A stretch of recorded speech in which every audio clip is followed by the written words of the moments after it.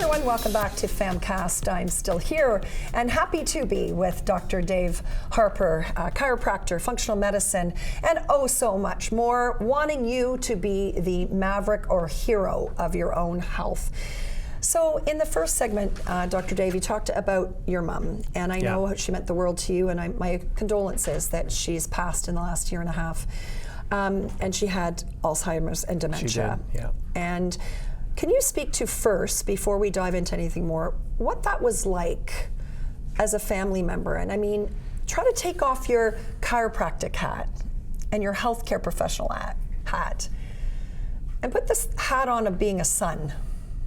Because I know there are millions of Canadians that are trying to navigate the waters of cognitive decline with their loved ones, whether it be at home or in a care center, and it's hard. Can you speak from your heart about what that was like for you as a son? I'm the oldest child in the family, and it was extremely tough. As a healthcare practitioner and someone who was introduced to the brain and the nervous system, and someone who uses a computerized style of adjusting and muscle testing and a performance-based perspective, I could see what was going to happen. I'm not sure that my siblings or my father knew how that would proceed. So I had a bit of a preview of what that would look like, and it was a tough time.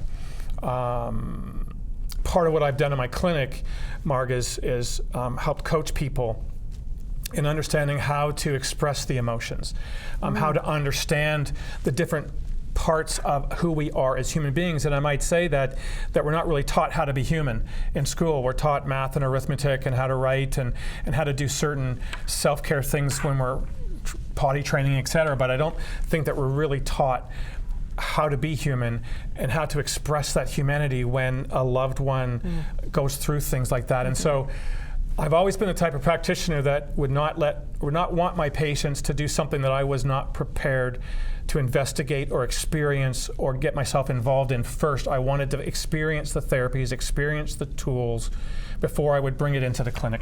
That's just my whole thing. So as I've traveled around the world, traveled around North America, seeing different things, I would always, if I thought I can treat Margaret with this on Monday, if I'm away at a weekend seminar, I would want to make sure that I tried it first.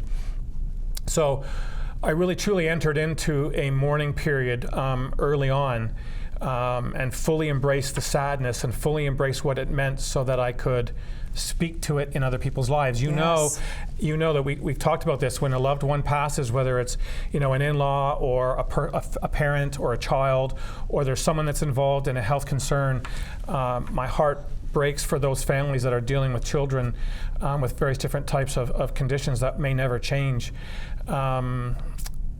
It's about that empathy and it's about that sympathy to know what's going on. So I fully embraced into it. I actually went up to 245 pounds. I ate my way. I'm a recovering stress eater. I'll confess that. Yeah. And so then I once I got to a point where I was satisfied with that full expression, I then went on my own journey into metabolic health, and now I promote that.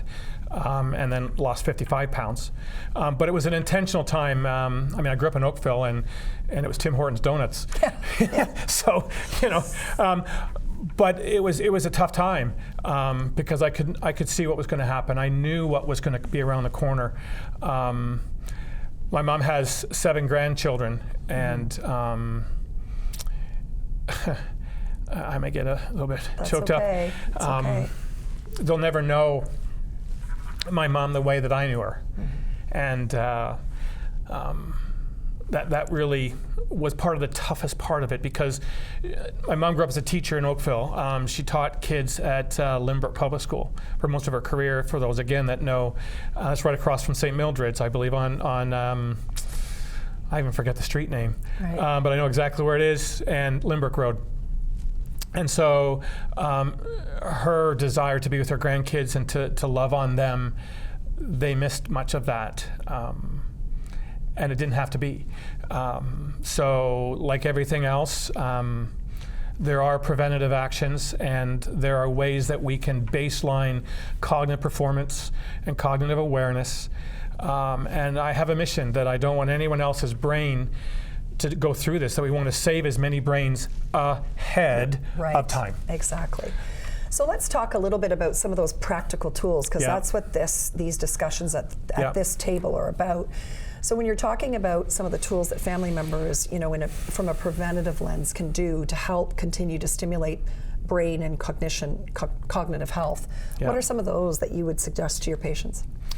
Well, there are different free things that they could do. Obviously, you're going to want to have some type of mathematical reading hobbies. Right. So staying involved, staying acute, staying with the brain active is huge.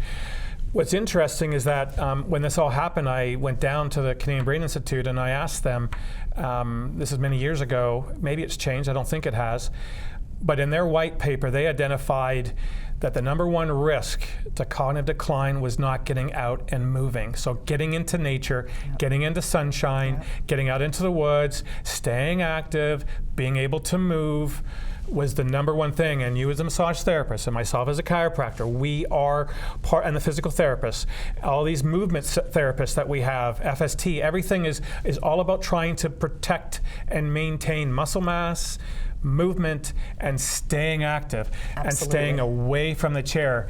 I know you've talked about this before, that with the REMs, astronauts going into space. That's the bone scan for those of you that didn't know. Right, sorry. That's okay. Which is an amazing one. Absolutely. I believe 100% in that, 110%, Margaret. Yes. It's amazing. I've had mine done, thank you. Yes. But going into space in weightlessness decreases muscle mass. The astronauts that came back, they were like little babies. They couldn't hold their head up.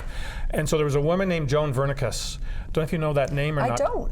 So she was responsible to look after the astronauts. Oh. And in looking after the astronauts, her job was to make sure that when they went up to space, they were healthy. And what was the difference from going into space to coming back out of space back down to Earth? And she identified that being weightless in space was a process that was similar with being chronically sitting in a chair. Wow. And so sitting in a chair is a percentage of the impact of the aging associated with being weightless in space. Wow, that's powerful. Crazy. But yet in our control. It's completely in our control. And I've said this for years as a massage therapist, move it or lose it. It sounds like a cute little tagline, but the more we don't do, the more we can't do. What we do now will really be a reflection of what we can do 10 years from now.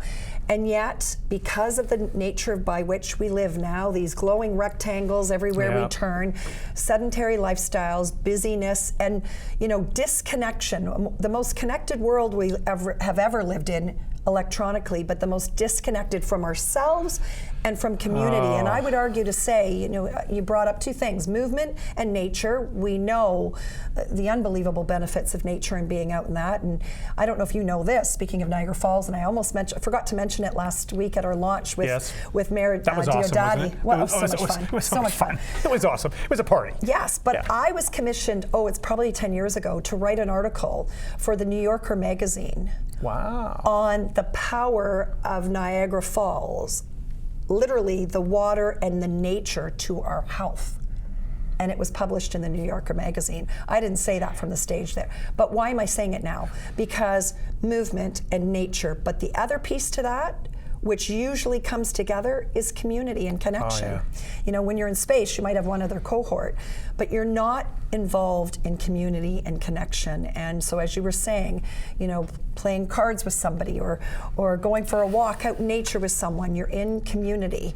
And it makes a massive difference, not just to our cardiovascular health, our musculoskeletal health, but also our brain and cognitive health, which is so, so important.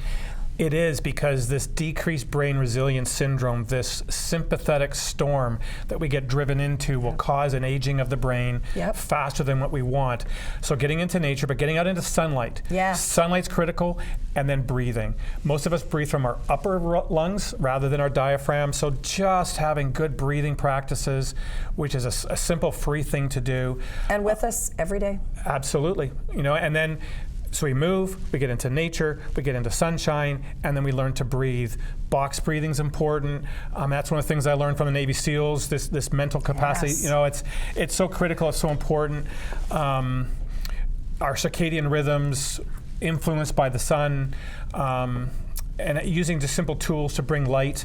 This time of year is tough for people. It is. The seasonal affective disorder, the SAD component, it's important to get out there and just move. Move to live to move is what I would say. Yes, and that's one of the many reasons why I picked February for Preventative Health Awareness Month, the movement all year long, but that intensive awareness campaign. A, because it's the beginning of the year, and we've got the rest of the year to put the tools into action. Absolutely. I'm going to be honest. B, because it was the shortest month of the year.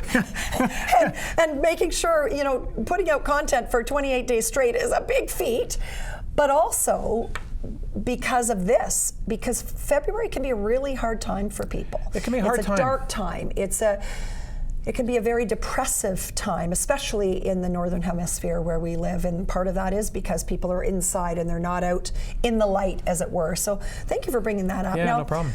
The science people in us, we can't change what we don't know. You made reference to the REMS bone scan and seeing bone quality, which you can't see. Bone health is silent until we break. Yeah. But now we have a tool we can do that. Testing is really important, because how do we change what we don't know is there? Can you speak to one of the tools you use when it comes to cognitive health called brain mapping? Really fascinating and really powerful tool that can be used as a jumping point for many types of treatment plans that can help change the trajectory of somebody's health. It's also known as a QEEG, qualitative EEG. It is a 19-channel EEG system that measures the brain waves for 10 minutes of eyes closed and 10 minutes of eyes open. And then there's software that it goes through that allows us to look inside the brain and to identify the networks. Are they properly wired? Are they properly firing? Is there enough power to them? Is there enough communication between them? And then there's protocols that we can identify from that. It's the Cadillac of testing for sure, but it's a very powerful tool to do that. There are others. There's one called Brain HQ that people can get memberships for. That's a way to use brain games that are all coordinated. I use CNSVS. It's a software where people can get a testing process. There's different tools, but I would recommend, and I have always been this way, that you don't know what unless you test something, that whatever you test gets checked. We do it for our financial health. We have our accountants, or we should. We have our accountants, and they'll give us milestones, and businesses will every month do their accounting. I'm a firm believer in having those types of evaluations and getting regular medical checkups too to find out what your blood work is doing. But these ones are performance functional based assessments, and people can look online and they can identify what they want to do. They're very inexpensive. The QEEG is not an inexpensive tool. But it's extremely powerful, and I enjoy using it. And then something called neurofeedback could be then the therapy side of it. It's an amazing tool. So those are things that I would recommend. Yeah, and I love that, and I love giving as many tools as possible. So we both use a tool that people can put in their hands at home when it comes to brain health and their nervous system, called the Dolphin, the microcurrent point stimulation therapy device that's Health Canada approved. We met there at a course. We did, but we didn't know that we had met. We were in the same course years ago. Yes, years ago, and then our paths crossed again. So the Dolphin, for anybody that follows me and any of my patients watching, that I've put that in the hands of many of you and clinicians alike. So that is something that can be in your toolbox, and anybody can use it. And I'm not going to disparage my very smart 82-year-old mom, because of course she is smart, but she has it on her, on her coffee table and uses it daily. We also have another FAMcastor that's contributed, and I don't know if you know this technology, called Brain Echo. I'm not sure of that. No. Yeah, so I need to connect. This is what FAM does, is connect. That'd be awesome. I'll connect you with Debbie Wilkes, because Brain Echo is yet another form of testing, but also feedback, so that we can have a better picture of where we're at. And then, like you said, now what are we going to do from a nutrition, from an exercise, from all the tools that we have to help prevent further decline and regain our mental health, which is and cognitive health, which is really important. And Daniel Amen, many people would know who Daniel. He's amazing. Daniel he's amazing. Yes. I think he would say something to the effect, I don't want to quote him because I don't want to make it incorrect, but the brain is probably one of the few organs of the body that we identify what's going on through communication rather than testing. Right. And the testing that we typically would do, MRI or CT or PET, are important. But this is more of a performance-based analysis. Every other organ of the body is all silent, and so all chronic diseases are invisible, silent, insidious, and we won't know what's going to happen until we get some type of lump or bump or some type of problem. Until the alarm bells are going off, or Exactly. till the test shows that level.